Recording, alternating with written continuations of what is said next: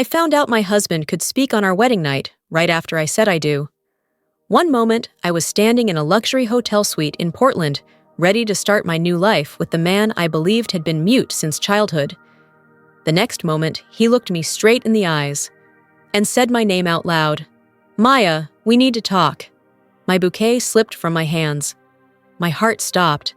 6 months of sign language, whispered promises, quiet moments, I realized all of it was built on a lie.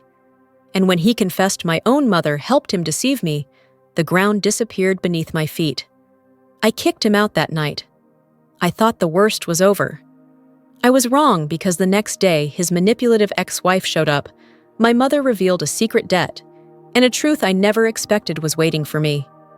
I still remember the sound of the hotel elevator doors closing behind us, the soft metallic click that should have marked the beginning of my married life. Instead, it became the sound I associate with the night my entire world cracked open. My name is Maya Ellison, 28 years old, high school English teacher, Portland girl, quiet, cautious, raised by a mother who believed stability mattered more than happiness. And standing beside me that night, still in his tailored charcoal suit, still wearing that calm, unreadable expression, was the man I had just married, Connor Reyes. The man everyone believed had been mute since childhood. The man I had learned sign language for. The man I had defended whenever people whispered he wasn't enough for me. The man I thought I knew. Inside the suite, the soft glow of the city washed through the floor-to-ceiling windows. Portland looked almost unreal, shimmering lights fog drifting through the skyline, the Willamette River reflecting it all like glass. It should have been beautiful. It should have felt like the beginning of something good. Instead, it felt like walking into a room where someone had already hidden a bomb. Connor closed the door. He didn't reach for me. He didn't sign anything. He just stood there, his chest rising and falling, like someone preparing for impact. "Maya," he said. Spoke. For a second, I thought the world tilted. My ears rang. My brain refused to register what I had just heard. The voice low, steady, undeniably, his filled a space I never expected it to occupy. I stumbled back so fast I nearly dropped my bouquet.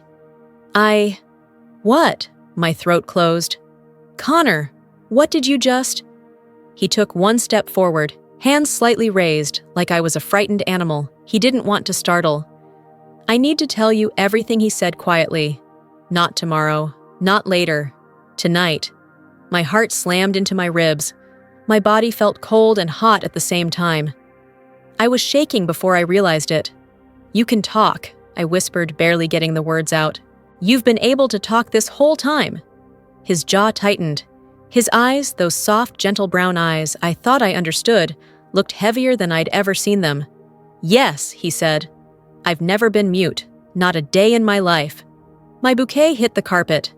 I think I made a sound something between a gasp and a sob. My knees softened. I grabbed the back of the sofa to keep myself upright. 6 months. 6 months of dates, texting, signs, smiles. 6 months of believing he trusted me enough to let me into his silent world. 6 months of telling everyone he's perfect the way he is. All of it, every moment, was built on a lie. I backed away, breathing hard. Why? Why would you do that to me? To us? What kind of person pretends to be mute? He closed his eyes like the question hurt.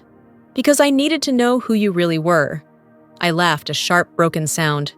"By lying to me, it wasn't supposed to go this far," he murmured. "You're Eam." He caught himself too late. What I snapped. "Finish the sentence." He took a breath. "Your mother thought it would help. She was the one who I didn't hear the rest." My ears went hollow. My vision tunneled. My mother, Helen Ellison, the woman who raised me alone, who cleaned houses and worked double shifts so I could go to school, who always said she wanted stability for me. She helped him lie to me. She helped orchestrate this. I wasn't sure whether to scream, cry, or faint. I ran straight into the marble bathroom, locking the door behind me. My hands were shaking so violently, I had to grip the sink to steady myself. My wedding dress felt like it was suffocating me. Mascara streaked down my cheeks. In the mirror, I didn't see a bride. I saw a fool. A fool who had walked down the aisle, believing she had finally found someone who valued honesty and kindness. A fool who didn't realize two people she trusted had been playing chess with her life. My voice cracked as I whispered to my reflection, "What did they do to me?" There was a soft knock on the door. "Maya, please," Connor said from outside. "Let me explain." "Explain," I choked. "You deceived me for 6 months. The first words you ever say to me shouldn't be, 'Let me explain.'" Silence. "Then you deserved the truth from the beginning. I was wrong, but I never meant to hurt you."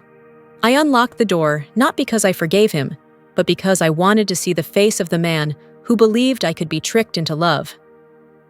He looked relieved when I stepped out, until he saw my expression. "Get out," I said coldly. "Maya?" I said get out. He hesitated, then grabbed his jacket and walked toward the door. Before leaving, he paused and turned back, voice rough, "For what it's worth. I did fall for you for real.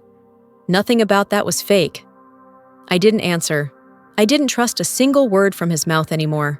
When the door closed behind him, I sank onto the edge of the bed and stared at the room, our wedding night suite now tainted, ruined, poisoned. My mother, Connor, both of them. Why? What did they think they were protecting me from? What did they think I lacked that made me someone who needed to be tested? That night, sleep didn't come. I lay awake until the sun rose, replaying everything, every smile, every gesture, every moment that now felt contaminated.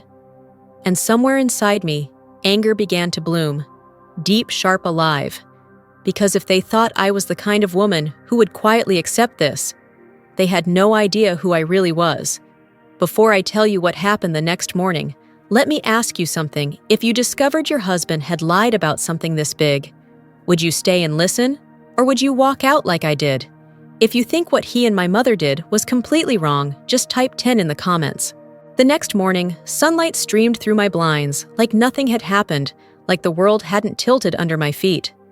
But my body remembered. My heart remembered. My head pounded from crying. My wedding dress hung crookedly over a chair like a costume from a play I never agreed to be in. I was still sitting there in my oversized sweater when I heard the front door unlock. Only 2 people on earth had a key to my place, and it wasn't Connor. My mother, Helen, stepped inside, carrying a grocery bag and wearing her usual worried but trying to act normal face. "Maya, honey, I brought you some fresh fruit. Weddings are draining," I thought. "Stop." My voice came out raw. She froze halfway across the living room. Her eyes darted from my puffy face to the discarded dress, to the empty champagne glasses on the counter. "You spoke to him," she whispered. "I didn't need to," I snapped. "He spoke to me." The grocery bag slipped from her hand. Apples rolled across the hardwood floor. "Oh, sweetheart," she murmured. "Let me explain." "Explain," I shot up from the couch. "He told me you helped him, that you came up with this whole mute act, this test, this manipulation. Tell me it's not true. Tell me he lied about that too." My mother's shoulders sagged, as if the truth itself weighed too much to hold upright. "I didn't want it to go this far," she said. "That's not a denial." She looked away. And that hurt more than anything because my mother had always been the one person who never looked away. "I did what I thought was best for you," she whispered. "You've always been so trusting, Maya. So soft-hearted. I didn't want you marrying another man who would take advantage of you." "Another?" I frowned. "Mom, what are you talking about?" Her silence answered for her. And suddenly, memories rushed back. My college boyfriend, who cheated the man I dated, after who borrowed money, and disappeared the string of disappointments that made my mother cling to the idea that stability was the only safe path. But this wasn't protecting me. This was controlling me. This was rewriting my entire life without my permission. "So you presented me like some sort of charity project," I demanded, to a man who pretended to be disabled just to see if I was worthy of him. "It wasn't like that," she cried. "Connor is a good man. He helped us. How she pressed her lips together, but it was too late. The question hung in the air like smoke. "Mom?" I said slowly. What did you do? Her eyes filled with tears. The house, the mortgage. I fell behind Maya. I was afraid we might lose everything. And Connor. Her voice broke. He stepped in, quietly, without judgment. I stared at her in disbelief. So you traded my future for a paid mortgage? That was when she finally broke down, sobbing into her hands. I thought he'd treat you well, she whispered. I thought you'd be safe with him. Safe. Protected. Like I was fragile. Like I couldn't choose for myself. Something in me cracked, not loudly, not dramatically, just a soft internal snap that told me things could never go back to the way they were. I need you to leave, I said quietly. Maya, please. It was the softest word I'd ever spoken, and somehow the hardest. She grabbed her coat with trembling hands and slipped out the door, leaving behind the scent of her perfume and a silence that felt like abandonment all over again. I stood there for a long time, staring at the floor, at the apples still rolling in slow circles. Everything in my life had come loose at the same time: my marriage, my trust, my mother's intentions, my sense of safety. It felt like drowning in a sea I didn't know I'd been thrown into. Later that afternoon, my phone buzzed. Kayla, my best friend, the only person who never sugarcoated anything, FaceTimed me without warning. She didn't even say hello. She just narrowed her eyes. You look like hell. What happened? Do you have an hour? I whispered. I have the whole damn day. I told her everything, every detail, every lie, every betrayal. By the end, Kayla's jaw was clenched so tight I could hear her teeth grind.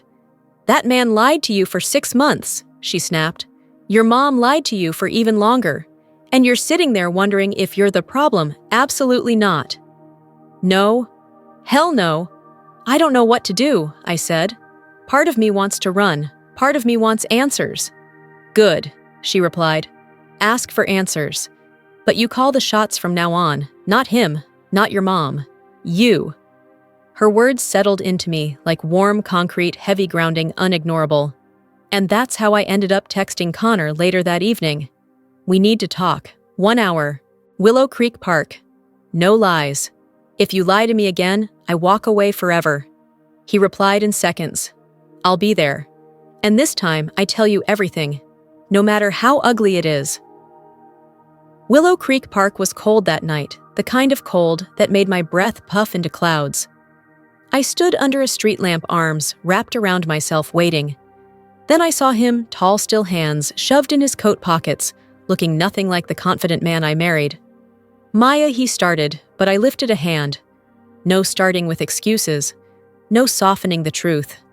Just tell me who you really are and why you thought I deserved to be lied to. His throat bobbed. He looked genuinely scared. My ex-wife is the reason, he said finally.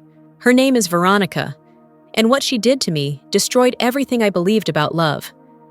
I didn't expect sympathy to flare in me, but it did. Anger and empathy tangled in the worst way. But before he could continue, a shadow stepped out from behind a tree. A woman. Tall, elegant, raven hair, eyes cold as winter glass. Hello, Connor, she said softly. Miss me, Veronica, his ex-wife. A chill ran down my spine. Before I tell you what happened next, let me ask you, if your partner's ex suddenly showed up in the middle of a confession like this, would you stay calm or would you walk away? If you think Veronica showing up is a red flag, just type 10. Veronica stood under the street lamp like she owned the night. Her coat was expensive, her posture perfect, her eyes sharp enough to cut glass. And the way she looked at Connor, like he was a possession she suddenly remembered losing, made my stomach twist. Connor stiffened beside me. Veronica, this isn't the time. Oh, please, she scoffed. You've ignored every message I sent for months. So yes, this is exactly the time. She stepped closer, her heels clicking on the pavement.